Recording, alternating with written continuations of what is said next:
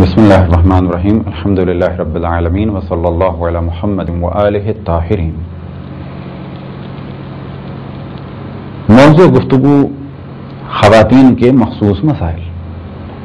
اب اس جانب ہم توجہ دلائیں کہ ہماری گفتگو اس وقت چل رہی ہے غسل کے موضوع میں، اور اگر آپ توضیح المسائل کو دیکھیں یا اگلے مرحلے میں تحریر الوسیلہ کو دیکھیں یا منہاج صالحین کو دیکھیں یا عروۃ الوثقی کو دیکھیں تو جو گفتگو ہم کرنے والے ہیں یہ غسل کے ضمن میں بیان ہوتی ہے،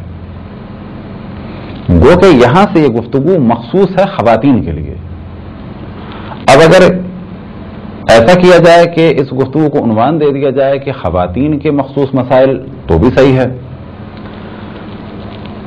اب ممکن ہے کوئی سوال کرے کہ اس گفتگو کو غسل کے ضمن میں کیوں رکھا گیا ہے، تو جواب یہ ہے کہ اب تک ہمارا موضوع تھا واجب غسل، اور اس کے بعد جنابت، پھر جنابت کے احکام، پھر اس کے بعد غسل، غسل ترتیبی، غسل التماسی، غسل کے احکام، پھر مستحب احکام۔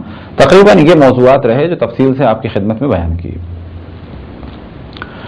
اور جب غسل کی گفتگو ہو رہی تھی تو اس وقت ہم نے ایک موضوع کو ڈسکس کیا تھا کہ 7 غسلوں میں سے 3 غسل مخصوص خواتین کے ہیں اور 4 غسل مشترک ہیں خواتین اور مردوں کے درمیان۔ تو اب تک جو زیادہ گفتگو رہی وہ رہی غسل جنابت کے بارے میں، اور جرنل گفتگو رہی غسل کے طریقے اور غسل کے احکام کے بارے میں۔ اب گفتگو ہے مخصوص خواتین کے غسل کے بارے میں۔ تو توضیح المسائل میں جہاں تک ہم پہنچے ہیں اس کے بعد گفتگو شروع ہوتی ہے استحاضہ سے، اور پھر حیض، اور اس کے بعد نفاس۔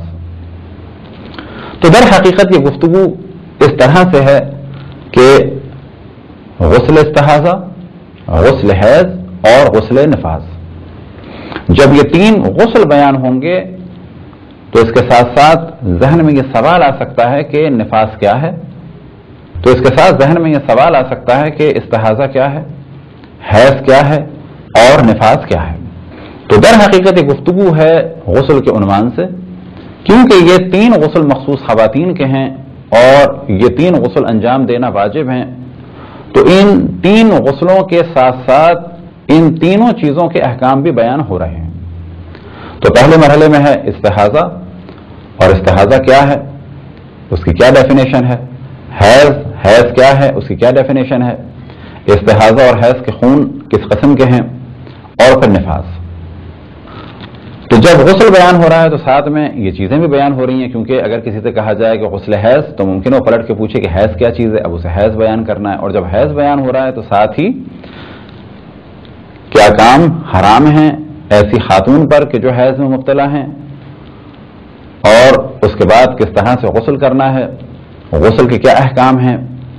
تو یہ ساری چیزیں ڈسکس ہو جاتی ہیں غسل کے موضوع میں، لیکن در حقیقت موضوع ہے غسل استحاضہ، غسل حیض اور غسل نفاس۔ اور یہی وجہ ہے کہ جب یہ چیپٹر کمپلیٹ ہوتا ہے تو اس کے بعد گفتگو ہوتی ہے غسل مس میت کی، اور جب غسل مس میت کی گفتگو کمپلیٹ ہو جاتی ہے تو اس کے بعد ذکر کیا جاتا ہے مس میت کا، اور پھر ضمناً مردے سے متعلق بعض احکام کو بیان کر دیتے ہیں۔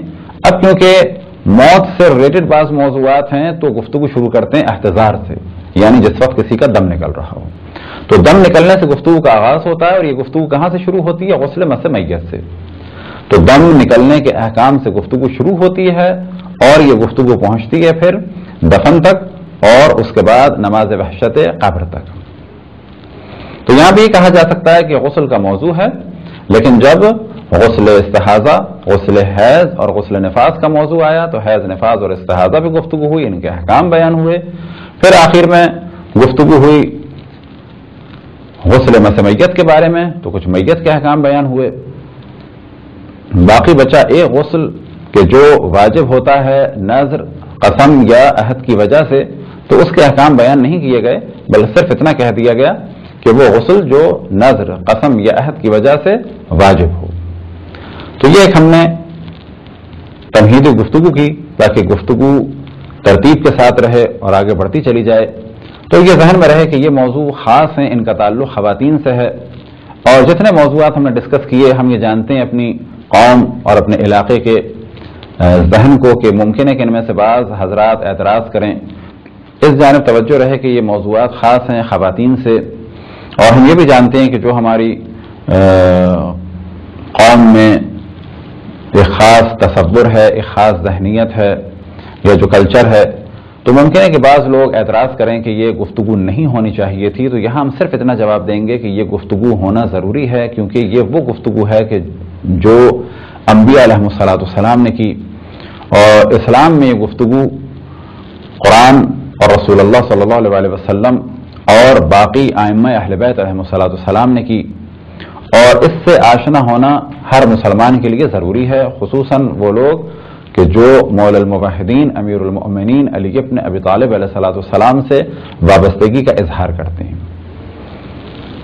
لیکن ہم نے یہ احتیاط کی ہے اور یہ توجہ دلائی ہے کہ جب بھی یہ لیکچرز ہوں، چاہے وہ کسی کیبل پہ ہوں یا کسی ویب سائٹ پہ ہوں، تو انفارم کیا جائے دیکھنے والوں کو کہ یہ گفتگو مخصوص ہے بالغ اور شادی شدہ افراد کے لیے. اسی طریقے سے یہ ہماری گفتگو اب یہاں سے مخصوص ہے بالغ خواتین کے لیے، چاہے وہ شادی شدہ ہوں یا نہ ہوں. یعنی جو خاتون بھی اس قسم کے مسائل سے دوچار ہوں، اور بلا شک یہ مسائل شروع ہو جاتے ہیں بالغ ہونے کے بعد سے، تو ان مسائل کو جاننا چاہیے اور پھر اپنے بچوں کو، اپنے گھر والوں کو آشنا کرنا چاہیے. اسی طریقے چند خواتین ان مسائل کو سیکھیں اور تدریجاً اپنے گھر والوں کو بتائیں. گو کہ یہ مسائل بہت طویل ہیں اور کافی اس پر گفتگو ہوتی ہے تفصیل سے فقہی کتابوں میں، لیکن ہم انشاءاللہ کوشش کریں گے آسان طریقے سے جو لازم مسائل ہیں ان کو آپ کی خدمت میں بیان کریں. اور انشاءاللہ امید ہے کہ مومنین اس سے مستفید ہوں، کیونکہ یہ مسئلہ تمام مسلمانوں کے لیے ہے. اور دعا ہے کہ خداوند تبارک و تعالی بحق محمد و آل محمد ہم سب کو اپنے رسول، اپنے حجتوں، خصوصاً امام زمان علیہ السلام کی معرفت اور اطاعت کی توفیق عطا فرمائے. وصلی اللہ علی محمد و آلہ الطاہرین.